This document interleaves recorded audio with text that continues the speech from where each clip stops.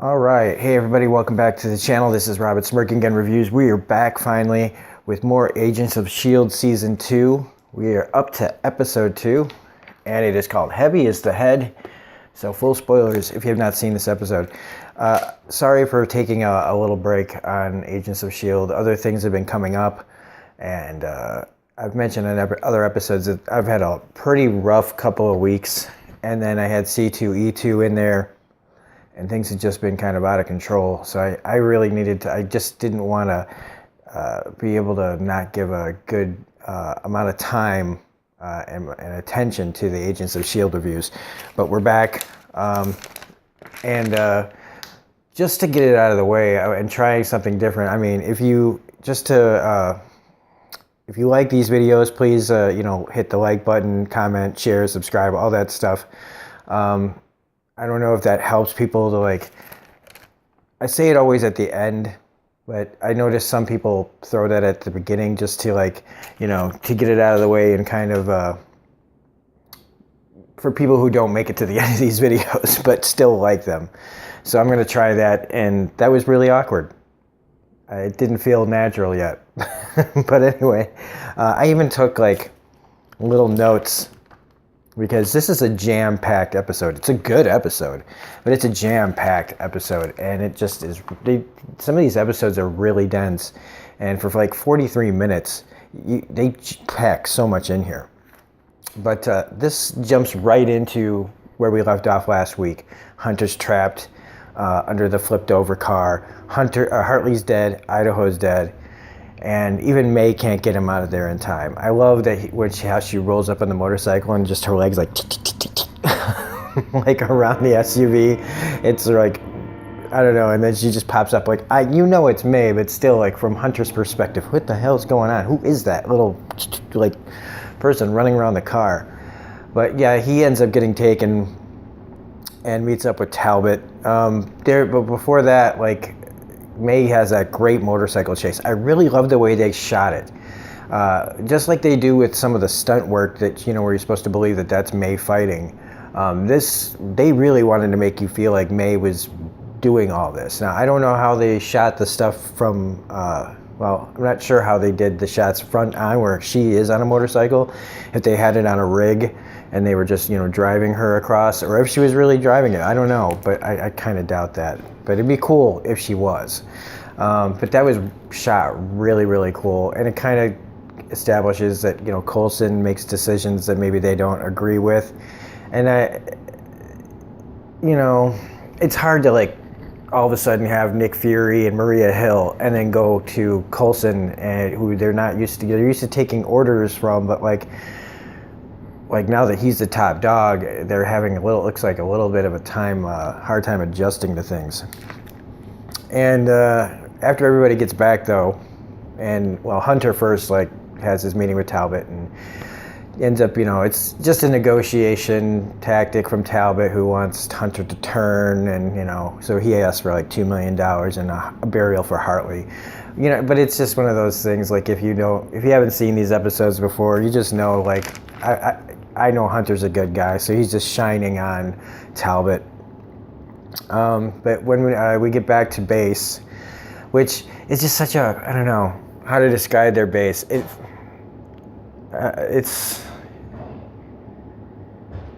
I've never really liked this set that they're in, but it is what it is, and it's just my own personal feeling. It just doesn't, I don't know. I can't really say what's in my head about how I feel about their things. But when they're worried about Hunter switching sides, and that Coulson throws out that line of, yeah, we're going to have to leave, and we just retiled the bathrooms. I love that line, because Coulson gets a lot of these lines that are he's serious, but they sound like things that people just don't say. You should just be mad that you have to leave, but he's, talking about, oh, well, we just finished this place, basically, and we're already having to leave it. There's always a half joke, half serious tone that Coulson has in these line deliveries that I just love. Sky or May telling him, that he needs to like try yoga or whatever, and he says like, I've tried, but I'm just not that flexible. And there's like a sadness to the way he says that, but also it's funny. It's funny, but it's also sad. Where you're just like, oh, Coulson, like you probably did try yoga, and you probably aren't flexible, and that's kind of pointing out that the self-deprecation is kind of funny. But then we have like Fitz, being really, Fitz's problem is making everybody else awkward. Because nobody knows what to do, nobody knows what to say, you know what I mean? And they want to be there for him, but it borders on pity, and it's pretty palpable, and it's kind of hard, I don't want to say cringeworthy, but it's not intentional. Like that's just the way the character is right now, and so you kind of can't help but be like, oh man, I don't like seeing Fitz like this. And they are very awkward scenes to me. Everybody just not knowing how to handle it, and not knowing what's going to set him off. But him seeing Simmons having his little like kind of Tyler Durden moments, like. I love the way that they shoot this, because Gemma's the delusion of Gemma, is interacting so hard with what Fitz is seeing. Like whenever she's, like when he's talking to Mac or later on, she's laughing and saying what, Fitz thinks she would say. And I just love that, they're having this like, only one person can see this person kind of situation where there's multiple people in the room. I really like how they're doing that a lot. But I can't wait to get Gemma back. The delusion of Gemma is just nothing like the real thing. I mean, even though it kind of is. But we get to see that whatever this obelisk did to Creel is now passable to other people when he kills the waitress, which, man, collateral damage, man. Can you imagine just like your family never knowing why you turn into a rock all of a sudden? That would suck. We get Hunter's negotiation when he comes back to base, where he doesn't want the money, he wants the money, but not the $2 million or whatever. And just wants Hartley to get, a burial like he told Talbot. It's basically the same deal, just knowing that he knows that Coulson's going to get to Absorbing Man before Talbot will. And so it's just he's just taking the quicker route to what he wants. But we also know that like Hunter's gonna be a good guy and all that stuff. But I also really dig Creel's boxes of materials. All the different things that he can touch. Like at a moment's notice, he can be whatever in one of these boxes. Pretty clever, very organized, very efficient. And I guess what I'm saying is that if I was Absorbing Man, I would have the same thing. I would absolutely have like a whole, like alphabetized set of materials to be able to turn into things. You know what I mean? That's really cool. We also get, Whitehall's Hydra douchebag sitting on the chair having a conversation. Everything is below me. That fucking guy.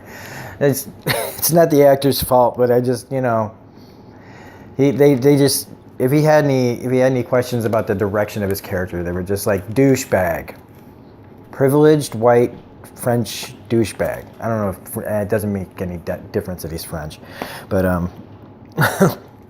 we also get Raina, played by Ruth Negga. She's back in a big way. She's got to be back in a huge way, and this is where we begin her arc of self-discovery, wanting to know what she is, who she is. She's determined that she is something more. And I probably makes sense considering what happens to her later, why she's so driven to know, keyword is know, what she is, or what she thinks she is.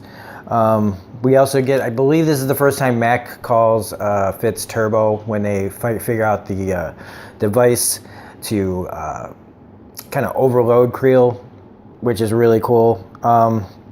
But we get Hunter kind of like, he's supposed to be on mission, he's supposed to be able to follow the rules, and then he takes out May, Sky, and Trip to get revenge on Creel, which doesn't work, which to the shock of Hunter. Hunter is kind of one of those characters that will do this to you, where you'll just be like, you like him, but you want to punch him in the face really fucking hard. Um, but after the fact, they end up getting the thing that hits, like, overloads Creel. They get him to stop. Raina had given them basically the means to an end, because she wants to be clear, she's not Hydra. She wants the obelisk. She wants to understand that and everything. So it's more about self-interest, and again, like Hunter choosing Coulson over Talbot because he's the better solution. Is the same thing with Raina choosing Coulson over Hydra. Just a better, they just know that where, like, Hydra's would fail in this kind of situation, that there's better chances, and with if Hydra got their hands on it, it'd be harder to get back. It's basically her saying, I can get it from you. You take it, like, you figure this out, I will take it from you. I will get what I want. Which kind of is, kind of a punch, because that's what she thinks of them, like that they're nothing in the end. And May and Skye both knowing that there's something wrong with Coulson, and him like letting go and drawing all the symbols, which leads them to see the scene with Raina meeting Kyle MacLachlan's character. Kyle MacLachlan enters the scene, everyone, and Kyle MacLachlan's a pretty good actor. I like him on Portlandia. Some people know him from Sex and the City. Mostly I know him from Twin Peaks, which he is great on. Fantastic. He was in Dune, which is a cult classic, a movie that I haven't seen in probably 35, 40, it's been a long time. I just remember big ass worms and Sting. I think he ate a mouse in that. But anyway, this is where we find out that the obelisk has power. Of course it is. It's like the big MacGuffin kind of situation here, this thing that everybody wants to get their hands on, kind of like the Ark and Raiders of the Lost Ark. But she touches it and nothing happens, and that's our, oh snap, what is Raina kind of moment. But it begins this new arc that's starting, that we'll be dealing with a new set of things. If this is your first time like watching this series, I will not spoil that for you yet. We'll be spoiling it when it's time to talk about it.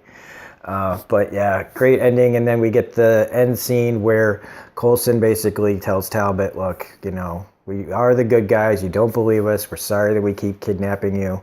But we give you Creel. And Talbot, saying you have no backup. And when he says you have no backup, that they've got everything cloaked because they figured all that out. And so Coulson basically is giving Talbot an olive branch, but at the same time showing him, don't fuck with us. We can take care of ourselves. We're big kids. So great ending to a pretty good episode. So anyway, yeah, that's it. I can't wait to do another one. We'll probably knock out one or two more today. But if you, again, at the end of this, if you like this video, please hit the like button, comment, share, subscribe, hit the bell for all notifications. Otherwise, this is Rob at Smirking Gun Reviews saying thanks for watching these. Those of you that do, I really appreciate it. It's fun. I love rewatching the show. I hope you guys love rewatching the show, or just rewatching, reviews of the episodes of the show as we go up to seasons, was it 5 or 6? 6. So anyway, this is Rob at Smirking Gun Reviews saying have a great day. We will see you later. We got Santa Clarita Diets episodes coming up. We got Hannah coming up. We got Walking Dead finale tonight. Yeah. And then we've got, so tomorrow I'll be seeing Shazam early. So I was going to be doing my Monday live streams. And of course it's on April Fool's. And which is also now making me think, I hope that this movie is actually happening and it's not an April Fool's joke. Because, oh crap. I have the tickets, but what if they're fake? Oh God.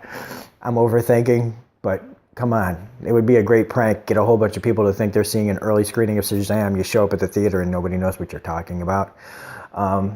So I'll probably be doing my live stream tonight after the Walking Dead finale. So I can have like a Walking Dead live stream But it'll be with whatever anybody wants to talk about that comes into the live stream. If you want to ask me questions or talk about a topic that you want to talk about, we will mix all that together.